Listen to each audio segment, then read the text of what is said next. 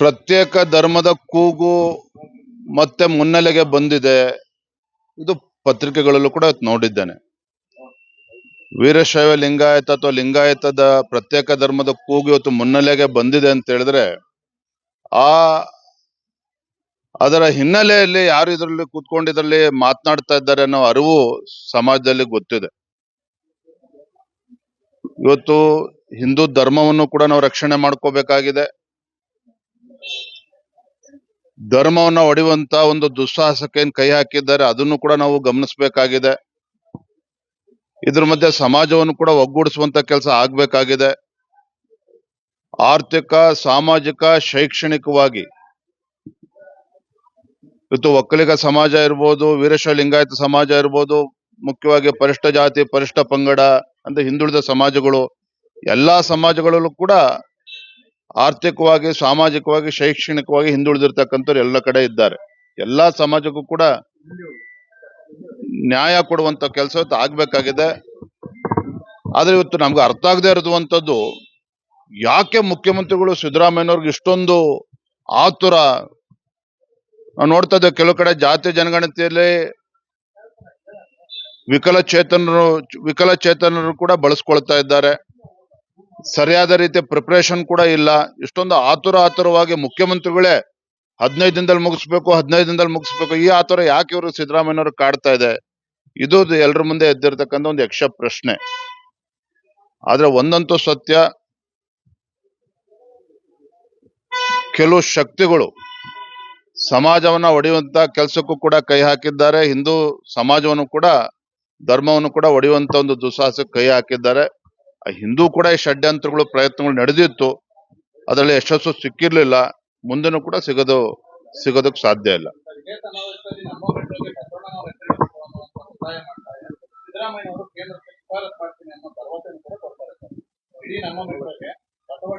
ಬಹಿರಂಗವಾಗಿ ಹೇಳೋದು ಬೇರೆ, ಅಂತರಂಗದಲ್ಲಿ ರಾಜ್ಯದ ಮುಖ್ಯಮಂತ್ರಿಗಳಿಗೆ ಏನಾಗ್ಬೇಕು ಅಂತ ಅವ್ರ ಅಪೇಕ್ಷೆ ಇದೆ, ಅದನ್ನ ಸ್ವಲ್ಪ ಸ್ಪಷ್ಟಪಡಿಸ್ಬೇಕಾಗ್ತದೆ. ಹಿಂದೆ ಮುಖ್ಯಮಂತ್ರಿಗಳಿದ್ದಾಗೂ ಸಹ ಎಲ್ಲಾ ಸರ್ಕಾರಿ ಕಚೇರಿಗಳಲ್ಲಿ ಬಸವಣ್ಣನವರ ಫೋಟೋ ಇಡಬೇಕು ಅಂತೇಳಿ ಆದೇಶವನ್ನು ಕೂಡ ಮಾಡಿದ್ರು. ಅದಾದ್ರ ಮೇಲೆ ವೀರಶೈವ ಲಿಂಗಾಯತ ಪ್ರತ್ಯೇಕ ಧರ್ಮ ಅಂತೇಳಿ ಬೆಂಕಿ ಹಚ್ಚುವಂತ ದುಸ್ಸಾಹಸ ಕೈ ಹಾಕಿರ್ತಕ್ಕಂಥ ಶಕ್ತಿಗಳು ಅವ್ರು ಯಾರು ಅಂತ ಸಿದ್ದರಾಮಯ್ಯನವರು ಕೂಡ ಗೊತ್ತಿದೆ. ಹಾಗಾಗಿ ನಾನು ತಮ್ಮ ಮೂಲಕ ರಾಜ್ಯದ ಗೌರವಾನ್ವಿತ ಮುಖ್ಯಮಂತ್ರಿನ ಕೇಳೋದು ಇಷ್ಟೇನೆ, ರಾಜ್ಯದ ಮುಖ್ಯಮಂತ್ರಿಗಳಾಗಿ ಎಲ್ಲಾ ಧರ್ಮ, ಎಲ್ಲಾ ಸಮಾಜದ, ಎಲ್ಲಾ ವರ್ಗದ ಜನರನ್ನು ಕೂಡ ರಕ್ಷಣೆ ಮಾಡುವಂತ ಒಂದು ಆದ್ಯ ಕರ್ತವ್ಯ ರಾಜ್ಯದ ಮುಖ್ಯಮಂತ್ರಿಗಳು ಇರ್ಬೇಕಾಗ್ತದೆ. ನೀವು ಬಸವೇಶ್ವರರ ಏನು ಮೆಟ್ರೋಗೆ ಹೆಸರಿಡ್ತೇನೆ ಅಂತ ತುಂಬಾ ಸಂತೋಷ, ನಾವು ಸ್ವಾಗತ ಮಾಡ್ತೇವೆ. ಆದ್ರೆ ಸಿದ್ದರಾಮಯ್ಯನವರ ಅಂತರಂಗದಲ್ಲಿ ಏನಿದೆ ಅಂತೇಳಿ ಅದು ಬಹಿರಂಗವಾಗಿ ಹೇಳ್ಬೇಕು ಅಂತೇಳಿ ತಮ್ಮ ಮುಖೇನ ವಿನಂತಿ ಮಾಡ್ತೇನೆ. Thank you. ಪ್ರತ್ಯೇಕ ಧರ್ಮದ ಕೂಗು ಮತ್ತೆ ಮುನ್ನೆಲೆಗೆ ಬಂದಿದೆ.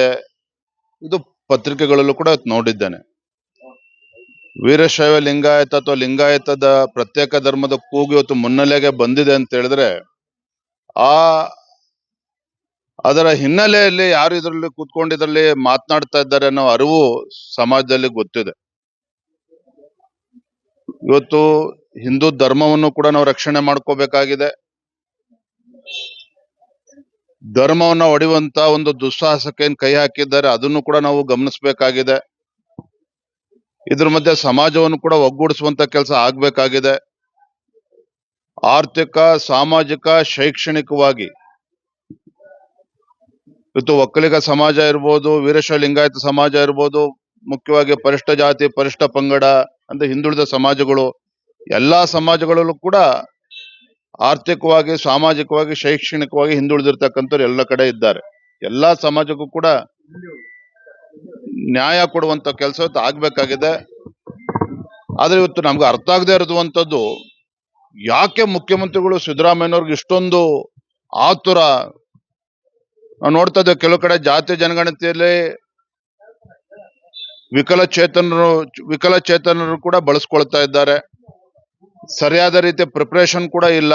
ಇಷ್ಟೊಂದು ಆತುರವಾಗಿ ಮುಖ್ಯಮಂತ್ರಿಗಳೇ 15 ದಿನದಲ್ಲಿ ಮುಗಿಸ್ಬೇಕು, ಈ ಆತುರ ಯಾಕೆ ಇವರು ಸಿದ್ದರಾಮಯ್ಯನವರು ಕಾಡ್ತಾ ಇದೆ?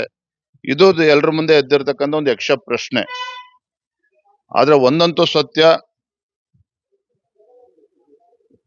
ಕೆಲವು ಶಕ್ತಿಗಳು ಸಮಾಜವನ್ನ ಒಡೆಯುವಂತ ಕೆಲಸಕ್ಕೂ ಕೂಡ ಕೈ ಹಾಕಿದ್ದಾರೆ. ಹಿಂದೂ ಸಮಾಜವನ್ನು ಕೂಡ ಧರ್ಮವನ್ನು ಕೂಡ ಒಡೆಯುವಂತ ಒಂದು ದುಸ್ಸಾಹಸಕ್ಕೆ ಕೈ ಹಾಕಿದ್ದಾರೆ.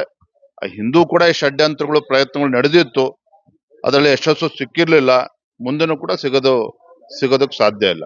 ಇದೇ ಸಮಾವೇಶದಲ್ಲಿ ನಮ್ಮ ಮೆಟ್ರೋಗೆ ಬಸವಣ್ಣನವರ ಹೆಸರಿಡಬೇಕು ಅನ್ನುವಂಥ ಒತ್ತಾಯ ಮಾಡ್ತಾರೆ. ಸಿದ್ದರಾಮಯ್ಯ ಅವರು ಕೇಂದ್ರಕ್ಕೆ ಶಿಫಾರಸು ಮಾಡ್ತೀನಿ ಅನ್ನೋ ಭರವಸೆಯನ್ನು ಕೂಡ ಕೊಡ್ತಾರೆ ಸರ್.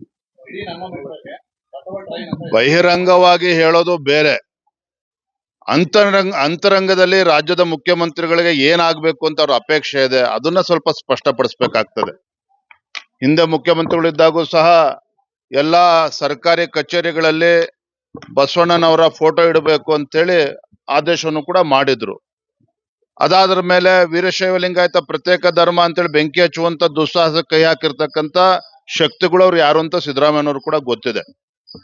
ಹಾಗಾಗಿ ನಾನು ತಮ್ಮ ಮೂಲಕ ರಾಜ್ಯದ ಗೌರವಾನ್ವಿತ ಮುಖ್ಯಮಂತ್ರಿನ ಕೇಳೋದು ಇಷ್ಟೇನೆ, ರಾಜ್ಯದ ಮುಖ್ಯಮಂತ್ರಿಗಳಾಗಿ ಎಲ್ಲಾ ಧರ್ಮ, ಎಲ್ಲಾ ಸಮಾಜದ, ಎಲ್ಲಾ ವರ್ಗದ ಜನರನ್ನು ಕೂಡ ರಕ್ಷಣೆ ಮಾಡುವಂತ ಒಂದು ಆದ್ಯ ಕರ್ತವ್ಯ ರಾಜ್ಯದ ಮುಖ್ಯಮಂತ್ರಿಗಳು ಇರ್ಬೇಕಾಗ್ತದೆ. ಬಸವೇಶ್ವರರ ಏನು ಮೆಟ್ರೋಗೆ ಹೆಸರಿಡ್ತೇನೆ ಅಂತ ತುಂಬಾ ಸಂತೋಷ, ನಾವು ಸ್ವಾಗತ ಮಾಡ್ತೇವೆ. ಆದ್ರೆ ಸಿದ್ದರಾಮಯ್ಯನವರ ಅಂತರಂಗದಲ್ಲಿ ಏನಿದೆ ಅಂತೇಳಿ ಅದು ಬಹಿರಂಗವಾಗಿ ಹೇಳ್ಬೇಕು ಅಂತೇಳಿ ತಮ್ಮ ಮುಖೇನ ವಿನಂತಿ ಮಾಡ್ತೇನೆ. Thank you.